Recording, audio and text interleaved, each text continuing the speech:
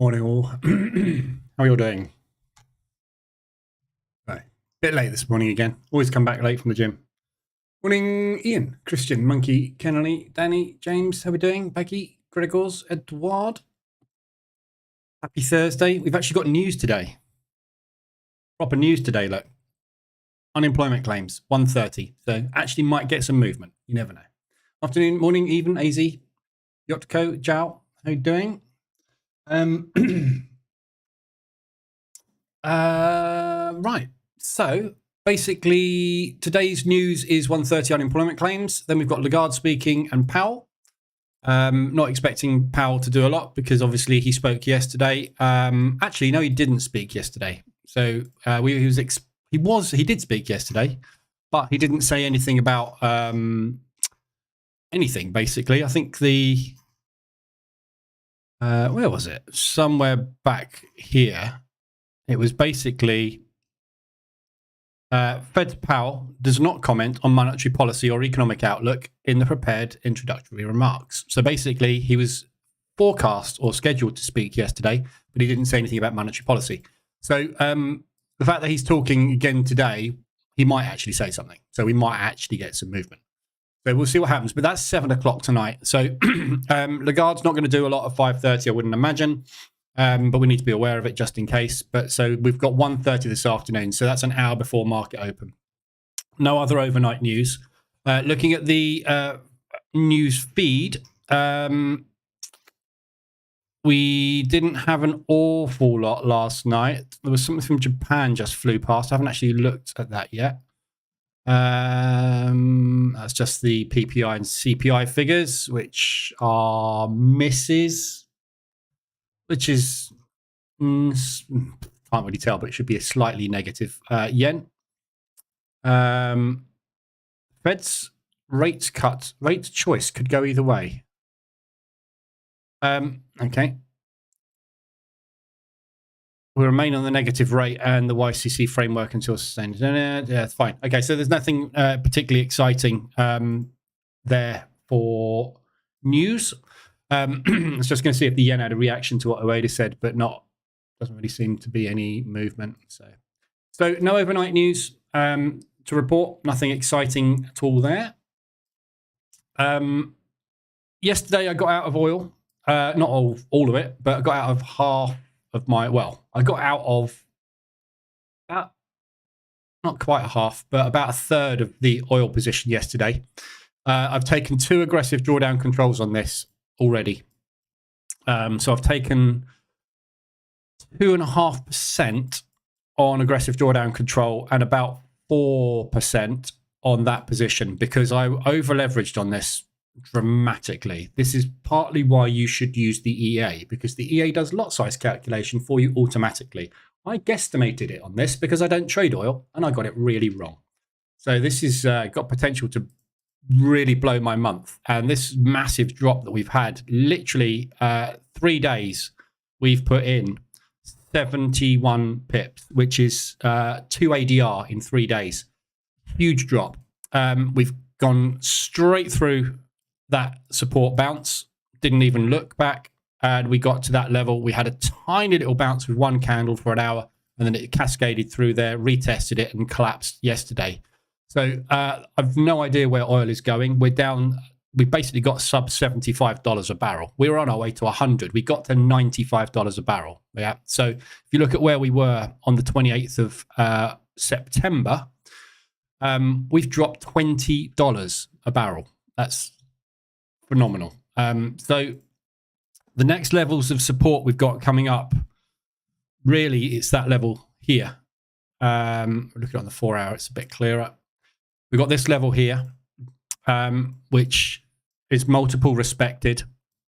Yeah, so that's a very strong support resistance, which is sitting at just under $74 a barrel, 73.75 basically. So that's within ADR today. So we're going to see what happens with this. We didn't have oil inventories yesterday either, which didn't help the situation because there was no reason for the market to pump or dump oil yesterday. So we just basically flushed again. So I'm watching this level. I've got 2 more aggressive, well, not aggressive drawdown control positions on because my lot size is reduced a little bit now, but I've got 2 fairly decent sized positions ready to go on this. On the hourly reversal alert there. And then I'm going to add when we break that accumulation from yesterday, I'm going to add because there's clear air all the way up to that previous support. So by the time it gets there, I'll have a decent amount of money. The plan is not to hold this. The plan is to try and get to that support with 2 decent sized positions and remove some of this sizing. Just get out, basically. It's gone wrong. Something's gone wrong with oil. I'm not expecting it to drop on conflict. That's not what normally happens. So something's wrong with oil. I don't know what it is, but it's just not playing by the rules at the moment. So we'll quickly look at the DAX before they're opened. We've got 2 minutes to the open. So there's no gap today. Very hard session yesterday again on the DAX. Came out of it with about $200 or $300. Tiny profit. We had a bit of an accumulation again yesterday, so that's basically yesterday's open. We got the gap fill done, which is what we were expecting. I got hedged. I didn't take that off. I managed to get on here and ride it back up to get out the position, and then it went parabolic, literally parabolic, straight up through yesterday's high, which is the next target on it, and screamed all the way through to ADR and beyond. And we hit last week's high and rejected that. All the US indices went nuts yesterday as well. It was just feels something isn't quite right in the markets at the moment. Can't put your finger on it, but something's not right. Everything's acting a bit weird. So today, it's difficult to tell where we're going. We hit last week's high. We've got the previous, a 3-week high coming up. So this area up here is resistive, which is what we reacted at previously.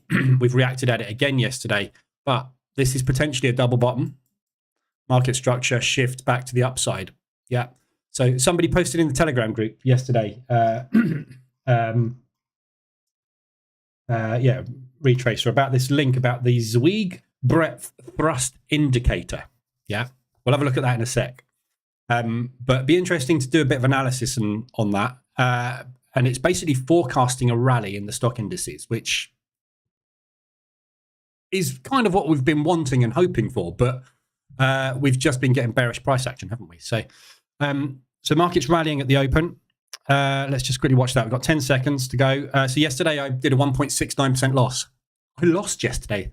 First day in weeks I had a losing day. But nothing you can do. Right, so pre-market range is in. 190, 176 is 10%. So I'm taking the pre-market 15, which is actually that 5-minute candle today. So I'm taking the pre-market 5 in theory. Just need to adjust this one so that I can see it.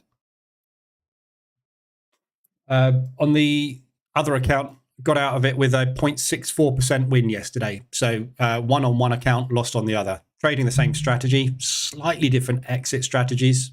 That one won, the other one didn't. So,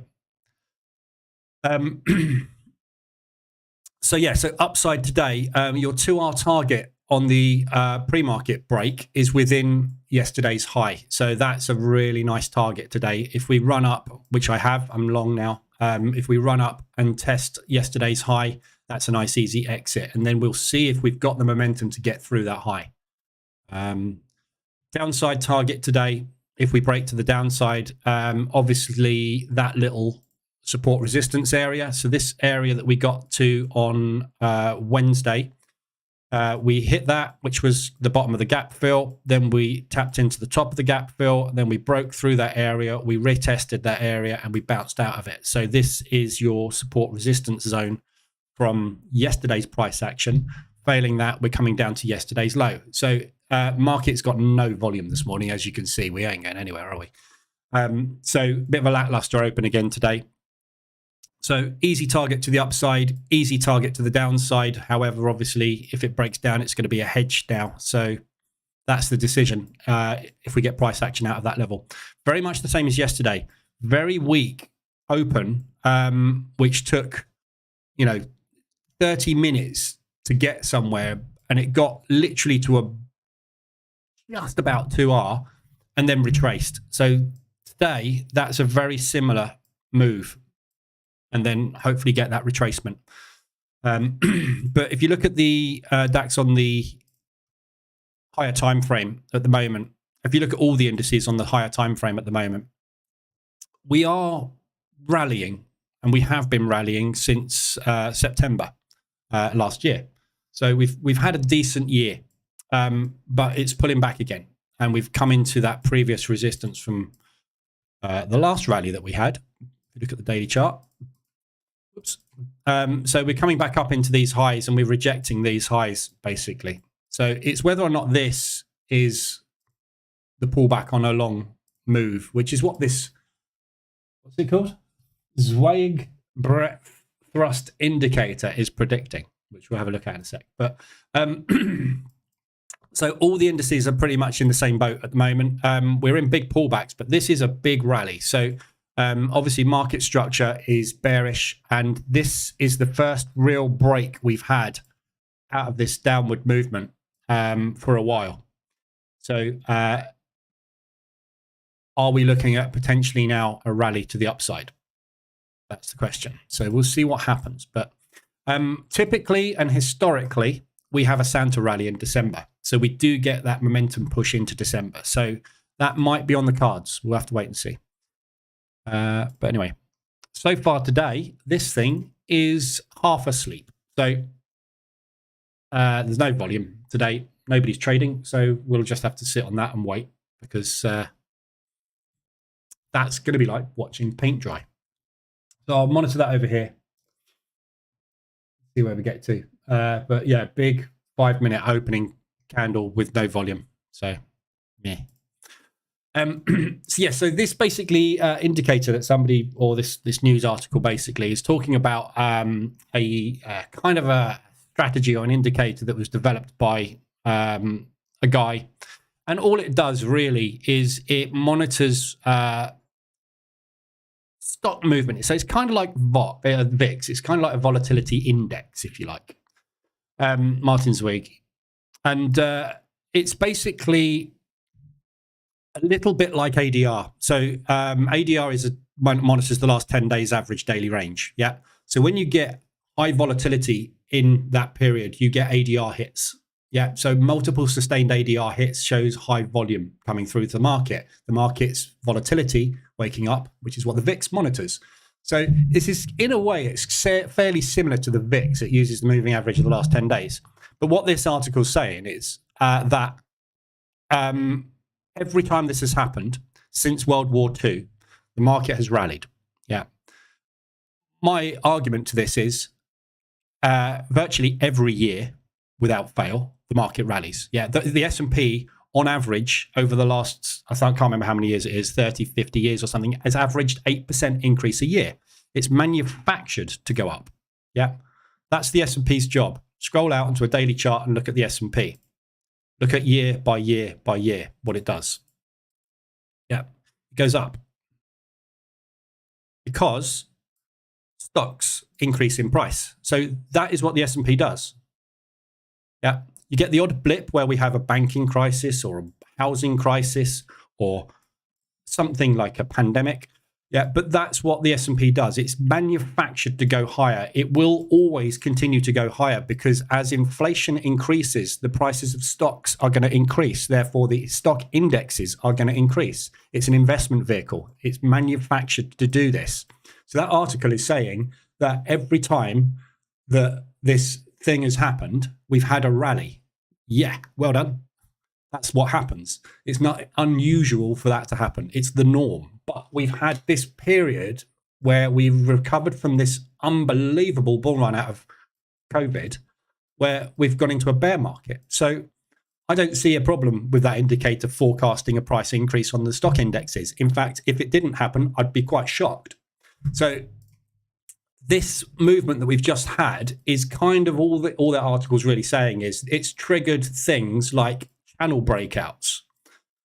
There's all sorts of signals you're suddenly going to find triggering, like RSI extensions on certain timeframes, like I haven't got it on the weekly, but weeklies and things like that. You're just going to find things are different because of this movement. So, but if this is the start of a rally, obviously we're going to be moving into December, and December is typically the Santa rally month, and obviously we get a rally starting there. So this could be the kickstart that we want. The important thing about that article, and important thing about knowing about that, is what that signifies is US dollar weakness moving forward.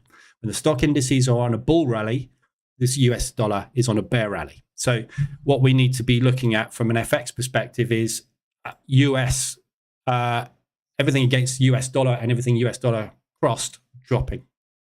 So be interesting to see what happens and whether that is right. But I haven't done any research into it. You'd need to get a lot of data. So somewhere like investing.com or Interactive Investor, go and get a load of data and just have a look at these time periods: January 2019, October 15, October 13, October 11, March 9. Yeah, it flies.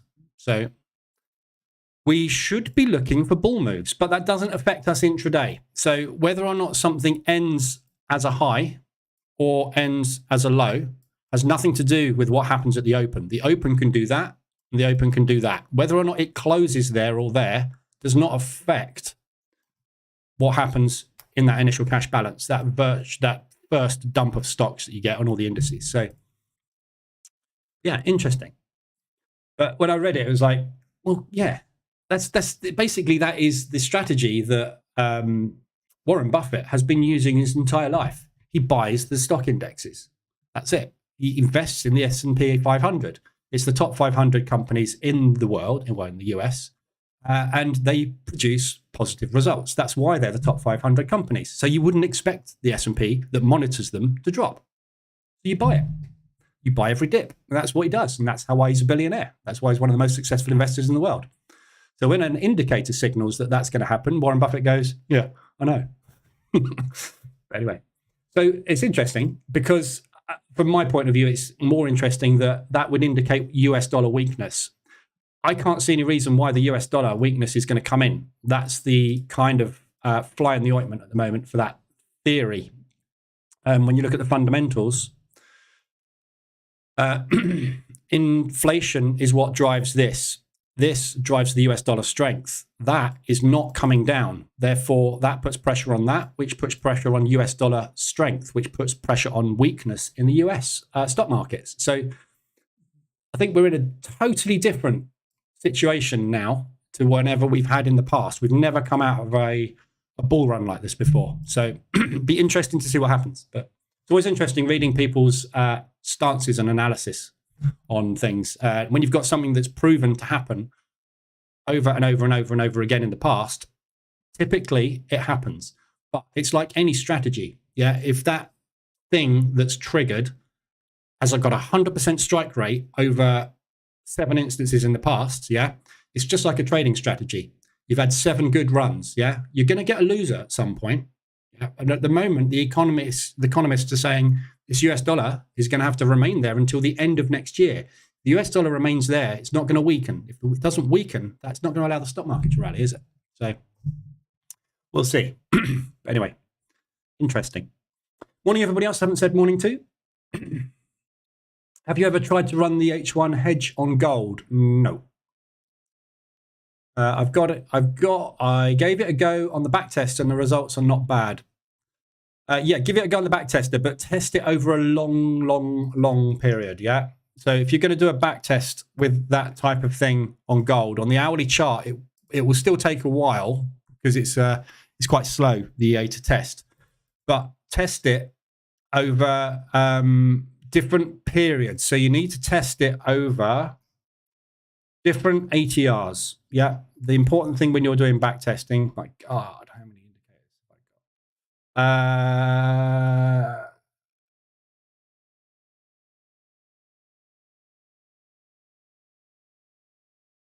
So test it over multiple ATR periods, right? So look at the average ATR. So you've got multiple ATR levels there. Look, I would say that is one. And then we've got these high ones. Hedged on the DAX this morning.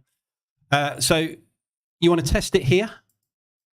Yeah, from 2016 to 2018. See how it performed in a flat, like, don't even what you call that. It's a range, isn't it? Then test it from 2019 there up to there, where volatility was higher and we were in a bull volatile market. Test it through that period there, where we had huge volumes coming in, and then test it over that period there and make sure it works when we've got high volume, but no directional bias. Yeah. Test it through COVID. Sorry, COVID's back here. Test it through COVID. Yeah. So test it over 4 different periods with the same settings of different ATRs. Yeah. Average true ranges. Because if you test something over, you know, I get it all the time, people sending me back to, somebody put one in the Telegram group yesterday with a beautiful profit curve on the opening range breakout EA. Yeah. Over a year, which is pretty good. But go and test that setting over 2 previous years, spread apart with different ATR ranges. If you don't get the same results, it's not robust, won't work. So you'll go and sit there and you go, this is fantastic. I'm trading like a loony and it's absolutely making fortunes. All of a sudden it will dump or blow the account. And you'd be like, why? What happened there? You've never traded through these conditions before. They're different. Yeah. You cannot trade the same strategy there and there.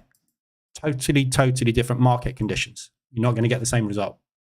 So whenever you're doing any back testing, just make sure you test over multiple market regimes. Right. So hedged on the DAX. Downside target today is quite tricky, isn't it? That 3R is the obvious kind of area today. So I'm going to watch price action there and look for a similar sort of move to yesterday.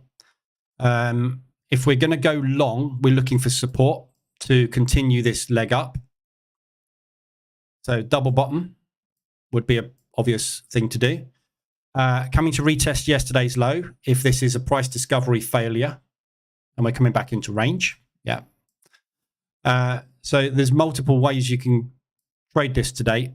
ADR and yesterday's low are the same level. So that's what you've got to look at really to the downside and think worst case scenario like yesterday, if we're going to fly to ADR, you don't want to be getting out here necessarily, do you? So we'll watch price action at 3R and see what happens here and look for a price action bounce there. If we can get a price action bounce there, which is higher than the hedge, that gives us an exit for break even. So we'll watch where we go, but so far, not really any movement. Right, ADRs today. Sorry, just catching up on chat, wasn't I? Morning, everybody else. Morning. Bit more movement on the FTSE than the DAX. Yeah, I wish I had the FTSE. Really annoying that we don't have it in Robo Forex. I don't want to set another brokerage up just to trade the FTSE. I suppose I could do. Dump some money in there. I'm not sure I want to trade the FTSE though. I haven't not had good results with the FTSE. I only traded it for 2 weeks and I didn't have good results, but that's not necessarily true because I wasn't trading the FTSE as a portfolio. I was trading it separately. So I don't know. I just find the FTSE sluggish, rightly or wrongly, but some days it will move faster. You know, you never know, do you? Do you expect SIH to be more straightforward once we're back in a bull calm market? I don't know. It's never, the stock index hedge is never going to be straightforward. Yeah. So my testing, I've tested over different market regimes. There's not a lot of market regimes I've tested over. I've only tested over a calm market and a volatile market. It works pretty much the same. The thing with the opening range breakout and the stock index hedge strategy is you are going to get clean breaks and you're not going to get clean breaks. The difference between the two strategies is this one hedges and you only take 1 trade a day. Opening range breakout, you take multiple trades a day and you stop out. So the edge of the strategy is that you get clean breaks, which make you a very nice return. You're going to get periods where the market is sideways, and it's going to hedge a lot more than normal, and there's nothing you can do about it. On those, at those times, the 5-minute opening range candle, which is the original opening range breakout strategy, is the better option. As you can see here, you get a cleaner break off of that 5-minute initial cash balance, because that can be the whippy bit when you're in a sideways market. You're not going to know you're in a sideways market until you've been in a sideways market for a few days. Then you switch over to, oh, okay, I'm just going to trade that because we're in a sideways market. And you come out of a sideways market into a trending market. And you go, that's not the best one to take. It should be taking the pre-market. So you switch back to the pre-markets, and then you go back into a ranging market again. Because you can't predict the future. This is what somebody just said in the Telegram group last night, which I just saw this morning. They've done a lovely back test on the opening range breakout EA. How can I improve it? You can't. It's random. You can't predict something that's random. You can't make a beautiful profit curve better in certain market conditions, because if you knew what the market conditions were, you would do that thing. You don't know what that thing is going to be. You can't predict it. So if you take the pre-market and you get whipsawed, you'll be going, oh, wish I'd have taken the 5-minute. If the 5-minute candle goes whoop, all the way up to there, you'll be going, oh, wish I'd have taken the pre-market. That candle is an unknown entity, and there's nothing you can do to have a setting in any strategy or EA that is going to help you make it better or worse than any other day. It's random. But in all market conditions, you get clean breaks and you get whipsaws in all market conditions. Even in a bull calm market or a bear calm market, you still get clean breaks. It's just a slower, quite often a slower price movement. A bit like today, yeah? So a bit like today, we had a very slow open. We've got very low speeds, no volumes. But if that candle had done that today, you probably would have seen some bulls going, looks like we're breaking long. We'll add a long position and see what happens. And we'd have done that. We didn't. Yeah. Even though it's a quiet day, like yesterday, look how quiet yesterday was as well. Look at the open. Yeah. It worked beautifully. If you took the 5-minute opening range break yesterday, it was lovely. Straight up to target. Yeah. If you took the pre-market range, it wasn't lovely. But it wasn't fast either, was it? We went sideways there for 15 minutes and made absolutely no progress. Then we had 10 minutes of movement, 30 minutes of going absolutely nowhere. Then we dropped for about 30 minutes and sat there for an hour. Yeah. This is not a volatile market. This is a quiet market. That was a volatile market. New York was a lunatic. Actually, that's pre-New York, wasn't it? Whoa, I've just accidentally done that. Let me just delete that. Stop. Yeah, you can't tell, can you?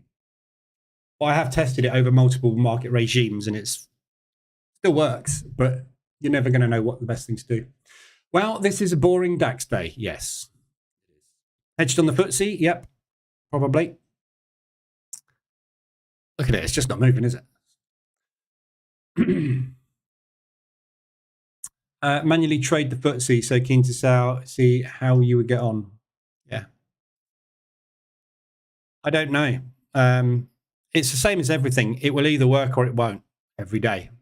You will either get to target or it won't, or your target will be slightly above a resistance. It'll work or it won't. You know, there is only two things that can happen. Right, FX wise, there's no ADRs today. Flat session. Obviously, we've had virtually no news overnight, so nothing's happened today so far to trigger any movement. So ADRs are flat. The weeklies, we've got 3 weeklies. We're on Thursday. So oil, obviously, as you can see on the screen here, has done its weekly range, 125% of its weekly range. Yeah, basically in 3 days. So that is a very big, when we're talking about that indicator, I'm never going to remember the name of that thing, the Zweig thrust index. What a name for an indicator, a thrust index. A breadth thrust indicator. Oh, sounds good, doesn't it? I'm going to have to look at it. I'm going to have to find it. But it's it's similar to ADR, isn't it? Yeah, we're basically saying, wow, look what's happened. Crikey, that's not normal. It's just an wow, that's not normal indicator, which we have multiple wow, that's not normal indicators, don't we? Because things outside of the norm create opportunities for mean reversion. So, and for breakout. So obviously that is a mean reversion opportunity. So this low is where we finally broke out. So all of these propulsion gaps that are in play are upside target. One of two things is going to happen. We are going to continue to sell oil off. Where we're going with oil, I have no idea if it's going short. You have a look at it long term. Yeah, where we are, where we've been, I should say. The lowest was $64 a barrel. That was a failed price discovery move, a la collapse. Look what happened after collapse. Yeah. So every time we get a collapse, without fail. Yeah. This is what the RSI is there for. Yeah. We are extended on the RSI on the 4 hour below the 20 level. This is what happens when you get extended below the 4 hour 20 RSI. Yeah. We get a rally. So that's why I've got these positions in here. I'm just over leveraged on this thing, and I wasn't expecting a drop, obviously. So this is kind of the line in the sand to the downside, $67 a barrel. That's a long, long, long way off. I can't see any reason why we should get down there. So we've got this beautiful area here, which is this purple line that I've drawn, which is a previous strong support resistance zone. We've tested this over and over and over again, and the market has reacted at it more than 10 times in the last sort of year.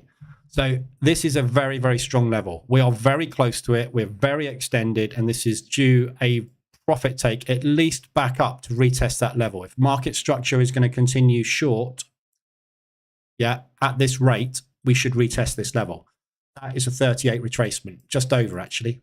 50% retracement is in the middle of that accumulation there. So that's a week of sideways movement. So I really, really like this long. However, I'm just concerned as to why. There's no why for this at the moment. That's the thing that's confusing me is, you know, I could understand it if the conflict in the Middle East suddenly stopped, if OPEC suddenly increased production rates, if Russia was suddenly allowed to export its oil. It's going to bring other prices down. But none of that's happening. And prices should be increasing. It's a supply and demand based product. Demand is increasing. Supply is constricted. We should be seeing higher prices. We've got conflict, which is typically good for oil pricing. So everything is lining up right here for a beautiful bounce somewhere within ADR today. Yeah, so this is the support. This is the extension. That is what we're expecting. So it's a really good long opportunity. You've had your reversal alert on it this morning. It's extended on its weekly range. So we've gone beyond its weekly range. You've had your 5-minute reversal alert already. So we've had a dip. We've bought it. So next leg basically is a retest and rally. Yeah. So when we break that high, as you can see, that's where my entry is, which is on the hourly. I'm just getting in on a more cautious time frame than 15 minutes because I just don't want to get into this too early, especially after taking 2 attempts and failing at it. So getting in there, adding on that accumulation break, and then that area is where I'll be looking for. So really good extension on oil on the weekly range. We don't often get that extended on oil. So that's a little bit out of the norm. All this stock movement is a little bit out of the norm. Yeah, things are waking up, aren't they?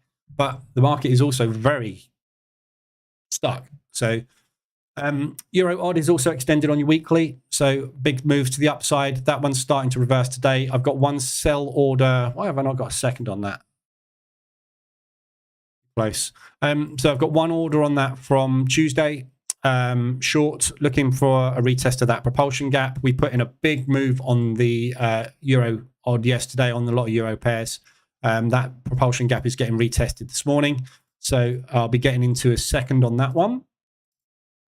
We've got nice, 2 nice or 3 nice resistance areas coming up. Basically, we've got propulsion, accumulation propulsion gap there, which is within ADR. We've got the previous week's high, which is within ADR.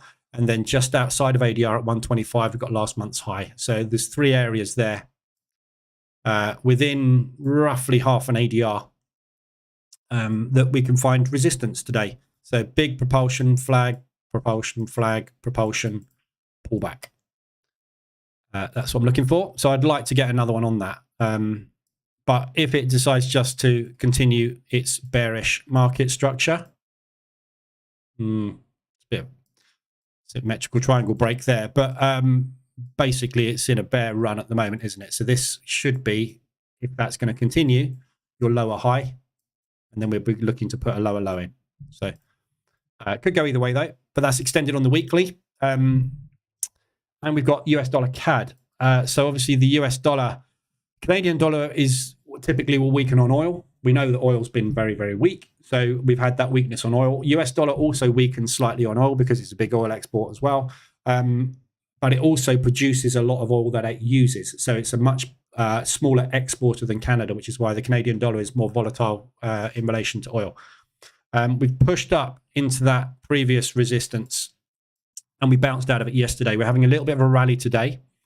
So it's nicely extended on the weekly after that move, but it's only just got to its weekly range. So in theory, we should be looking for a pullback. Whether or not we're going to get a leg up or whether this is the start of a leg down, I don't know. So we'll see on that one. US dollar, as I say, has got no advantage either way at the moment on the US dollar. As you can see, it's quite range bound. It's sitting there for weeks, doing very little. So trade in either direction, I think, at the moment. So that's nicely extended. RSIs, there's no hourlies to look at. Market's obviously very flat at the moment. We've got 2 strong extensions on yen pairs. So first one is the Swiss yen. That's a 4-hour RSI extension.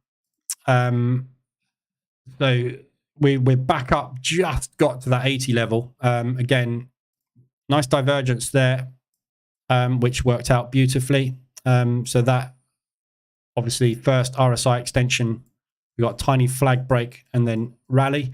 And then the second one worked. So we're back up to that level again. So if this is going to be a high and a lower high, we're going to put in a lower low, or we're going to go range bound. This is a good short area here. So H4, M15, mean reversion. Wait for the reverse alert on the 15-minute chart, which you've had overnight. Possibly broke a movement, but it has already, well, yeah. Difficult. But yeah, either way, it's not going anywhere so far this morning. US dollar yen is stuck as well. So at the moment, we're still stuck on this weird expansion in volatility that we're getting at the moment. So is this market structure bullish or bearish? We'll find out when the symmetrical triangle breaks. But at the moment, you can't tell how this is going because we've got a high and a low in. We've got a higher low, and we're potentially putting in a lower high, which is basically a contraction. So very hard to tell where we're going with anything yen at the moment, which is why I'm kind of steering clear.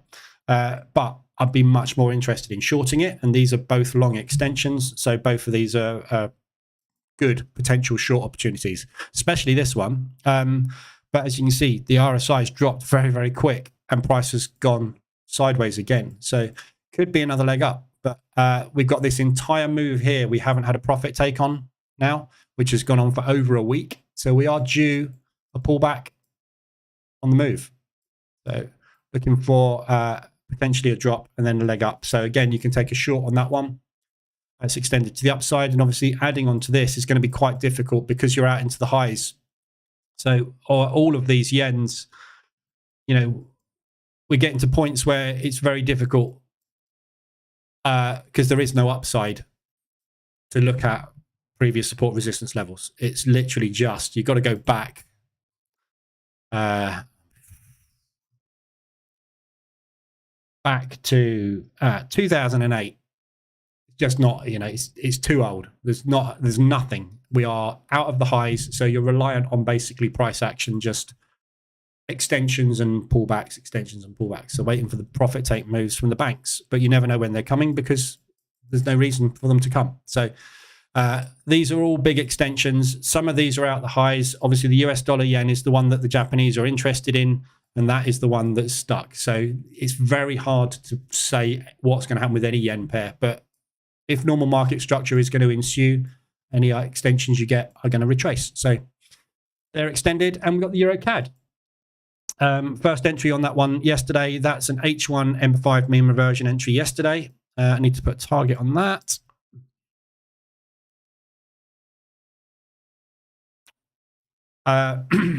So again, very uneven price action, messy, basically. So looking for push back down into that propulsion. If that oil does rally, if this is a point in oil where we are now going to start another bull run into Christmas, there's no reason why the Canadian dollar shouldn't power up. We've had no good news from the US for a while.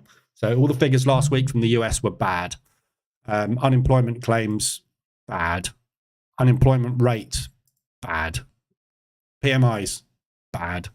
Everything's bad. Manufacturing prices, bad. Manufacturing PMIs, bad. Yeah, there's nothing positive for the US at the minute. So there's no reason for it to rally. Therefore, there's no reason for it to help the Canadian dollar on its way either, because the US and the CAD move together. So that's not going to help us, is it? So we're reliant on that oil price helping the Canadian dollar along at the moment. And if that continues to drop or it stagnates, there's a chance the euro might be able to take advantage. So first entry on that one, it is an H4 extension, but it's only just extended. It's one of those ones where you kind of want to get out fairly quick, really, at the moment. But we are now in bullish structure. We're up at a beautiful support resistance area coming up here. So you got a high there, you got a high there, you got other highs in between. So we've got decent resistance coming up just inside ADR and at 150 today. So this zone here is potentially resistive. So that entire move there, which is a bit scrappy, but we could be pulling back on that. Yeah, so looking for that sort of movement. Obviously in the opposite direction. So those are your RSI extensions. DAX is completely schizophrenic this morning. It's decided, nope, don't fancy going short. I'm going long. Straight off the pre-market low look. So upside target, got to say, is yesterday's high. I'm not going to put a TP there. Just because of what happened yesterday on the US. So these US indices yesterday, we were sitting through all of this crap yesterday. I didn't get out. I should have taken that off and taken like about a 0.5, 0.7% loss yesterday, but I didn't. What I'm worried about is not so much the US indices rallying, but I'm worried about the DAX having another one of these. Yeah, so this was, I think we got 125 ADR yesterday, was it? 204 on a 176. Yeah, so we got roughly 125 ADR out of yesterday. So ADR today is all the way up there. Yeah, so if we're going to rally again, yeah, that's your potential. So you've always got to bear in mind when you get to a level like that, yeah, that is just yesterday's high. Yes, often we get price action at yesterday's high, but it doesn't always hold. So hopefully we'll get some reaction there. So I'm going to watch price action when we get there. If not, and we break yesterday's high, again, we're coming out into the clouds a little bit. And ADR is obviously where you would look for price to do that. So this is why we use ADR, why we have the ADR indicator, because the average daily range of the instrument is usually where we start to weaken, because that's what on average it does. But we have periods where it does do things which are non-normal. IB goes above ADR. So we're watching that at 125 ADR yesterday. If we're going to get another bull run today, That's on the cards, isn't it? So you've just got to be a little careful. So you want to watch for levels on the DAX to the upside where we might potentially hit some kind of price action. So ADR, as you can see, is there today. There's not really anything around that would be obvious for you to say, right, well, if we get to ADR, that coincides with. Yeah, there's no confluence there. That is confluence at 225. We've got a level there potentially at 200 ADR. So that's where I would expect to find exhaustion if we break that high. But we've got to break that high. We didn't manage to do it yesterday, did we? So we'll have another crack at yesterday's high, which was the previous week's high, and see if we get through. If we don't, we're just going to form some kind of range, which is what we do for weeks on end. And then we have a price discovery, see if we can trade there. No, we can't. So we come back into the previous balance. Price discovery, can we trade here? Yep. Nope. Back into the previous balance. Yeah. So you're always looking for balance. There is no balance here. These are two price discoveries, so we do expect a bounce. So there's lots of room to the upside. So today what I'm going to do is just watch, obviously, price action at the highs. That's the obvious spot for limit orders to trigger. They did yesterday. That's where we sold. So there's going to be people looking to sell at that level. US indices just spiked dramatically.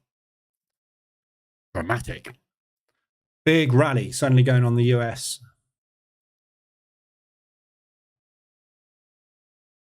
8:38. So we got one of the French ministers talking at the moment, and Lane.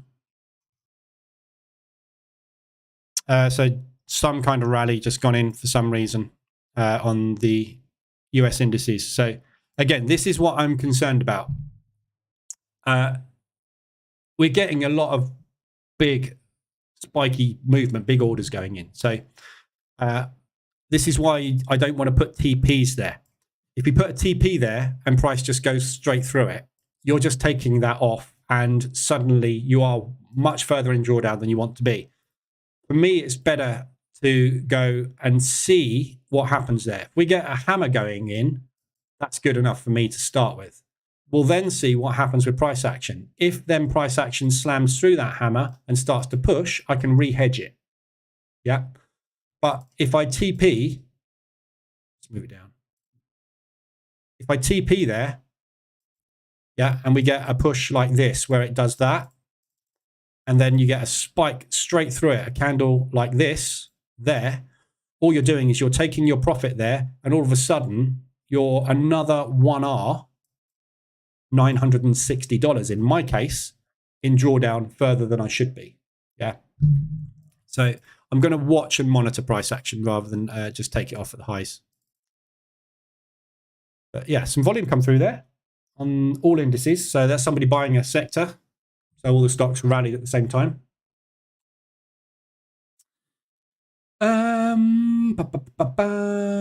Let's hit the like button for the algo. Oil is killing me. New high on the DAX, yeah. Straight into, that's not really a propulsion gap, but they have sold that level. Not very much of an accumulation, but that is there's two big orders went in yesterday after the rally. That one and that one. That was what broke that low.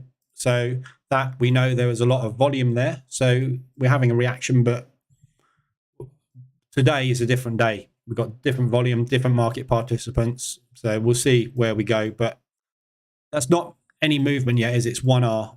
This is the beauty of hedging, is that you can sit there and just go, right, do your thing. Give us a clue. At the moment, yeah, you look like you're going long, prove it. Yeah, and we can sit there and just wait and wait for the market to give us some indication. If today it decides to do that, fine.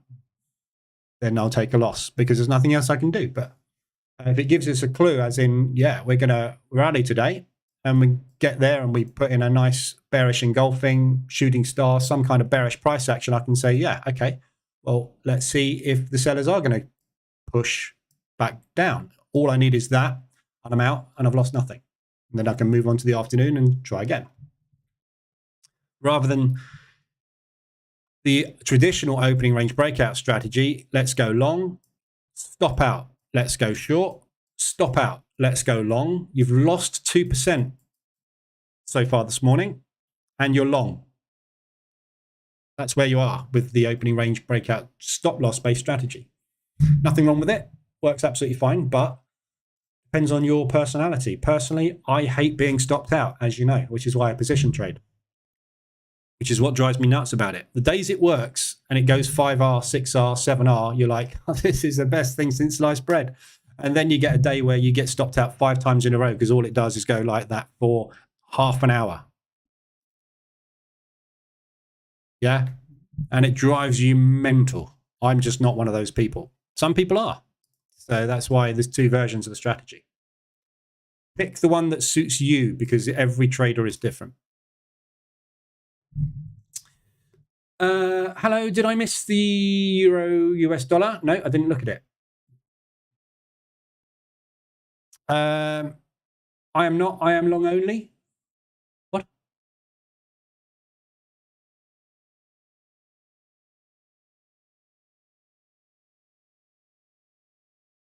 Well done. If you're long only, you're in profit. Not sure why you would be, but oh, ORB. Yeah. So yeah, if you went the ORB, you're long, which is great. You've probably been stopped out though, haven't you? Euro US dollar 1 on at the moment, short on the H1 extension from last Friday. I think that was, wasn't it? That was the unemployment figures. So far, we went into profit yesterday again. We're holding this propulsion gap at the moment. They're rebuying this level, but not really getting anywhere at the moment. So again, we've got Lagarde speaking and we've got the unemployment claims today. So there's catalysts for both today, potentially. But, you know, it's just not going anywhere, the euro US dollar. It's going somewhere incredibly slowly. So there's plenty of downside in that sort of upward channel. There's no reason for either of these to be aggressively stronger than the other. So we just haven't had the pullback yet deep enough to get out of the position. Could have got out of it, but I mean, it was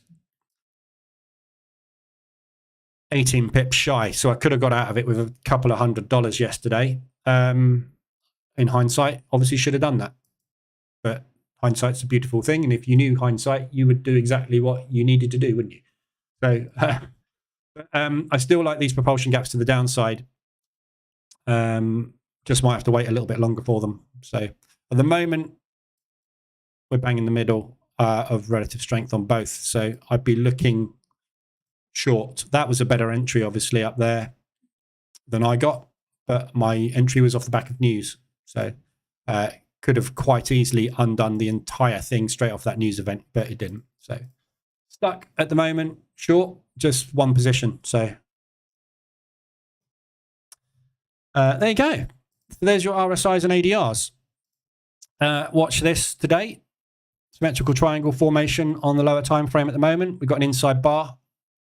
So watch for a break. The upside.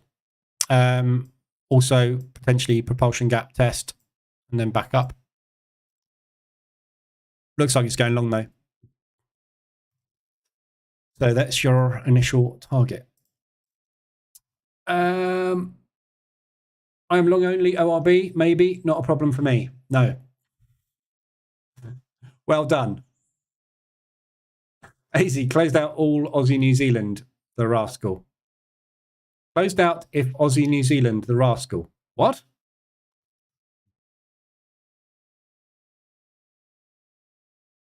Oh, closed out Aussie New Zealand. Right, yeah. So that's still coming down today. My TP on that is just beyond ADR.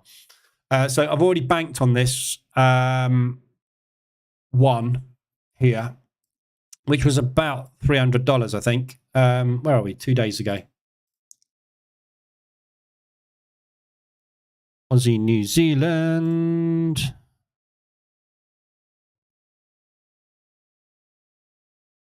$300, yeah, 280. So I've banked 0.25% on it. It's in profit at the moment. That TP for me, I think, is around 0.5%. So it's going to be about a 0.75% gain. But it's taken forever. I mean, this is where I first got into it. Look, back in 16th of October. So this has just been a... I don't even know what you call it. It's a rounding top, isn't it? But it's a incredibly slow one. So, yeah. I'm not getting out of it just yet. I can, because I'm obviously in profit on it. But with a rounding top, you often find you do get a return to origin move. So I think there's probably a good chance of us getting back down to the origin of that move, which is this lower propulsion gap. So if you wanted to, if you were still in it, you could just incrementally get out. So take this one off, maybe at that propulsion gap, take that one off a little bit further down at that propulsion gap and hold that one down to that low, or hold the whole lot and move every TP down to 225 ADR. There's no catalysts coming up, Aussie or New Zealand, this week again. First news for Aussie is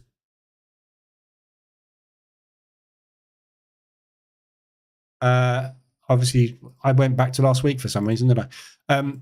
First news for Aussie is the wage price index next Wednesday. Then we got the unemployment rate. So pretty much until next Thursday, really, there's no catalysts for Aussie or New Zealand. Obviously, these are commodity pairs, so they are driven by commodity prices, oil, gold, etc. So as they drop, you will find they weaken. So again, same thing happening here as we get with the Canadian dollar to a lesser extent. Gold as well. Gold's coming down. New Zealand and Aussie, a lot of gold. So that price weakening is going to weaken both of those pairs together. But obviously, because they are the same economic partners as with the euro, pound, the US CAD, etc., the Aussie, New Zealand, you don't get a lot of fast movement unless you get a news event which affects one more than the other. So this I can see kind of just slow grinding, but I'm not getting greedy with it. I need to bank at the moment because I've taken loss on oil. So banking as much as I can where I can. Not been a big fan of banking profitable positions and keeping losers running. It ends up dragging the trade out for longer. Well, yeah.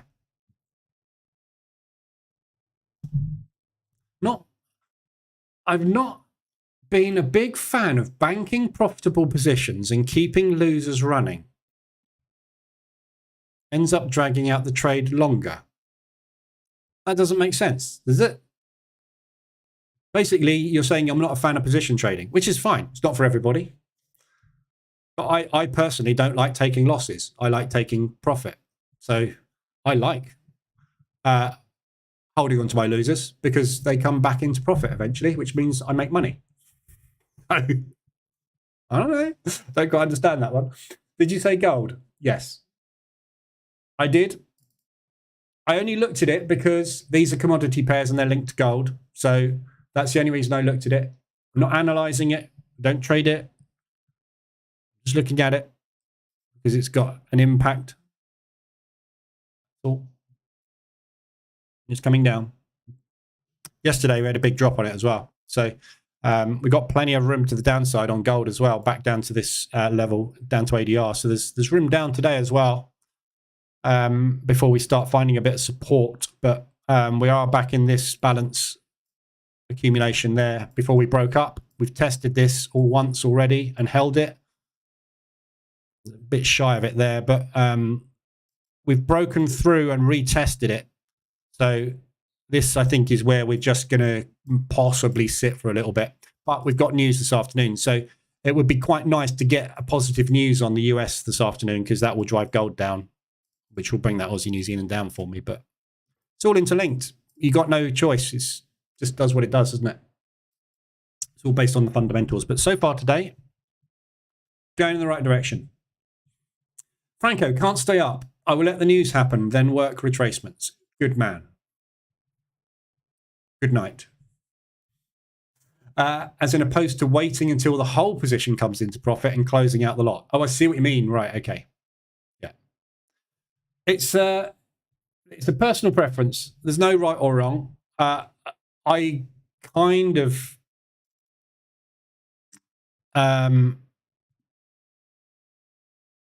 good one, Phil. Pill, even. Pill talking the pound down. We do not need to raise rates to bear down on inflation. How else are you going to do it? Developments in the real economy are weaker than forecast, so the pound's being talked down at the moment. See if we get an impact off of that. So yeah, I mean, there's no real right or wrong for getting out of positions. The only reason I took this one off, and the only reason I usually take positions off individually, is if I've got too much in my P&L that is profit and it's just stupid not to take it. Yeah. So if I've got like 3.5% sitting in positions, in individual trades totaling about 3.5% or something like that in my entire portfolio, it doesn't make sense not to put that in the bank, because that could all vanish and disappear into drawdown. So put it there. I could always add it back on again. This one here, yeah, I took it off there. If it had rallied up, I'd have added it again. It didn't. It came down. It was the wrong decision to get out there. But we had a news event coming. So the reason that was taken off was because I had profit and we had the Australian dollar interest rate. Now, that Australian dollar interest rate could have sent it flying to the moon, in which case all I would have done is not made $300. So it makes sense to take them off individually sometimes. Again, it's going to depend on how many positions. At that point in time, I had 4. Yeah. So it would have meant that I'd just gone into more drawdown and had to add 5. Doesn't make sense.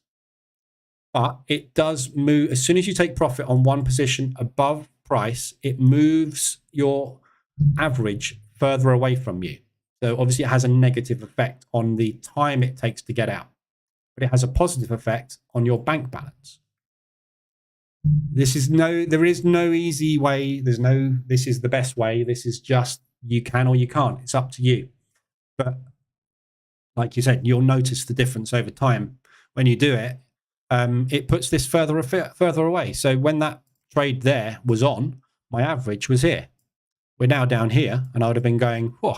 But my target is not changed. My target's in the same place as it was when that trade was on Monday.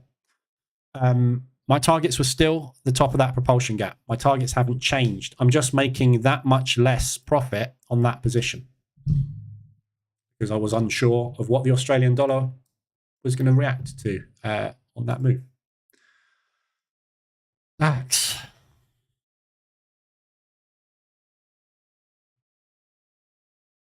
What are you up to?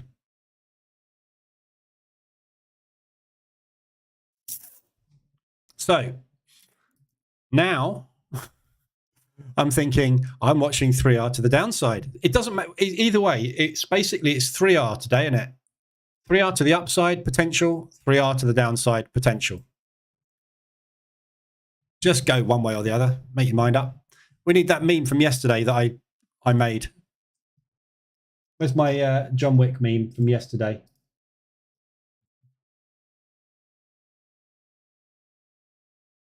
Which is what Brian made. And then I added this text onto it.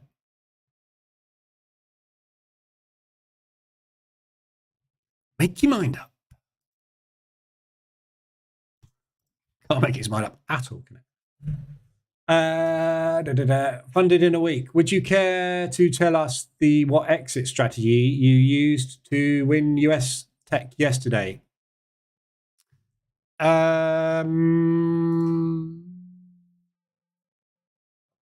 NASDAQ. Did I win yesterday on it?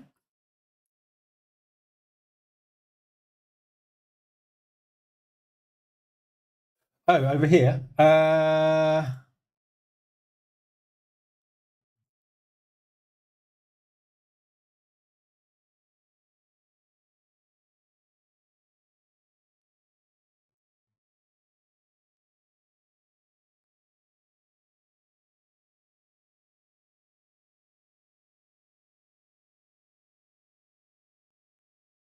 I didn't trade it yesterday. I had one long on it yesterday. That was it. And I got out.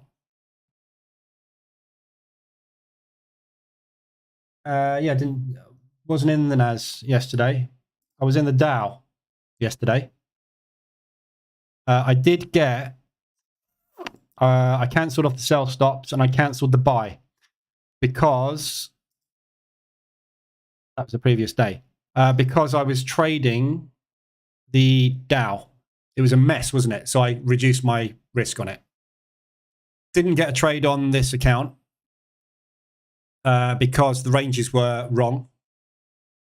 So yesterday's trades on this account that made a profit, because this one made a profit yesterday. But tiny, but it made a profit. So that was a little loss on the NAS. The DOW, I need to put the support resistance propulsion indicator on. I don't think I've got it on here, have I? Yeah.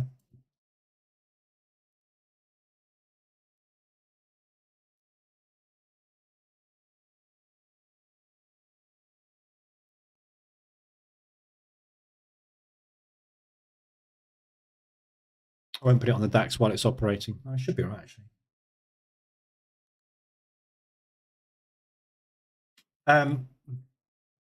I don't really show this one on the stream, so I don't have it on there. But so yesterday on the DOW, I was hedged.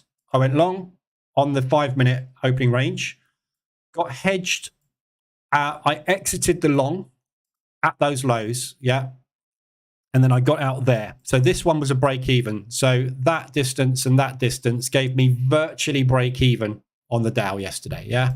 So the DOW was a hedge, but I decided to exit that one and get out down there. Stupid.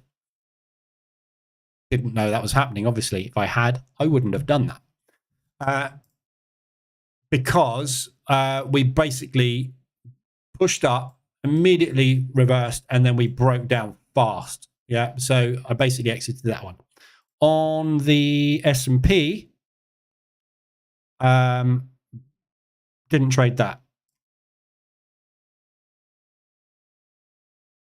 So it was the DOW. That's what I did yesterday. Yeah. That's why I made money yesterday. I just literally traded the DOW. I made a loss on the DOW. I made a tiny loss on that NASDAQ trade. And I made a profit on the DAX. Yeah, so that was yesterday on that account. That's what happened. Totally different. Because we couldn't get trades on yesterday because the ranges were too flappy, weren't they? And obviously this one was a whitewash. So NASDAQ yesterday here didn't trade. S&P yesterday. So that was the S&P yesterday, look. So that was your breakout. That was the hedge. Yeah.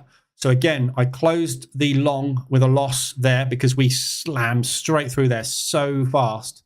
Got hedged obviously there. Took one off there because that was previous support. So we were looking at a support bounce. So I took one off. 15 minutes later, totally collapsed. Got taken out on break even on the second position. I had the opportunity to bank about $1,700 there. And obviously yesterday's loss was 1686. So I actually had yesterday a break even exit, just about.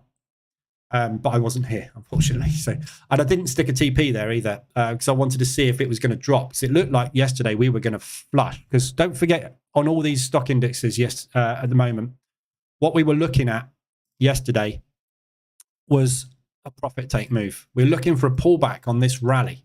So when that happened yesterday, we broke that high, rejected it across all indexes, and they all flushed. I'm thinking ADR hits. We didn't get it. Yeah, what we got was a complete reversal. Well, 50% retracement on the move. So I was expecting a drop. Still am. That's why I didn't get out. Should have done. Again, hindsight. All very well in hindsight saying, oh, that was obvious. But it wasn't obvious at the time. If it was obvious, I'd have done it, wouldn't I?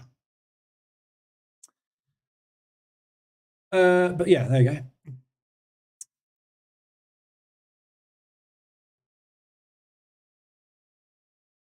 go. Since the hedge is opened on DAX today, I'd love to get some help handle it. Yeah, so I've explained what I'm doing today on the DAX.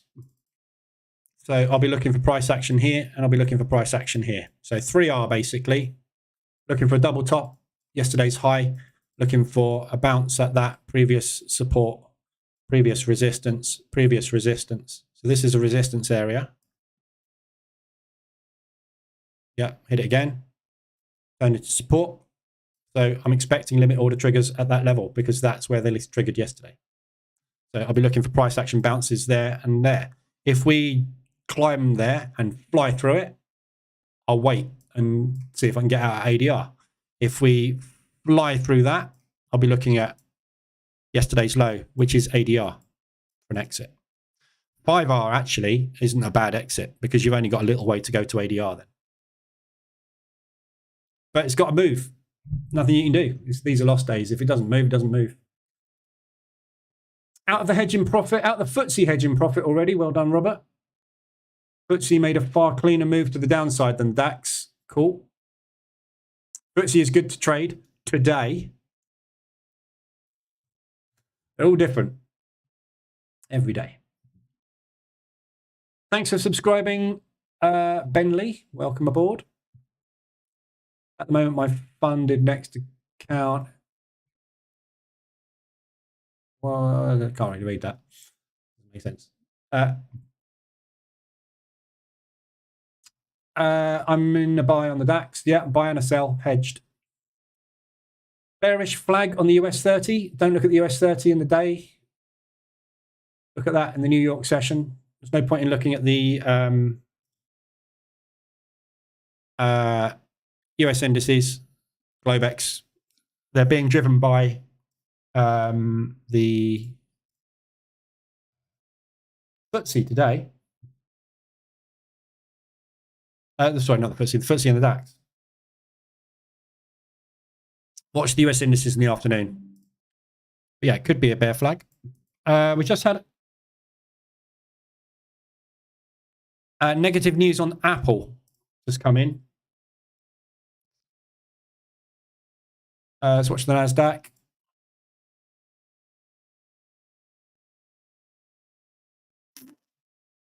So that's negative news on Apple. Back in the EU clash over the 14 billion tax bill. So they're in trouble with the EU at the moment over not paying enough tax. So potentially, obviously, they are one of the top 10 stocks in the NASDAQ. So they have a high weighting in the NASDAQ. If you look at the NASDAQ weightings,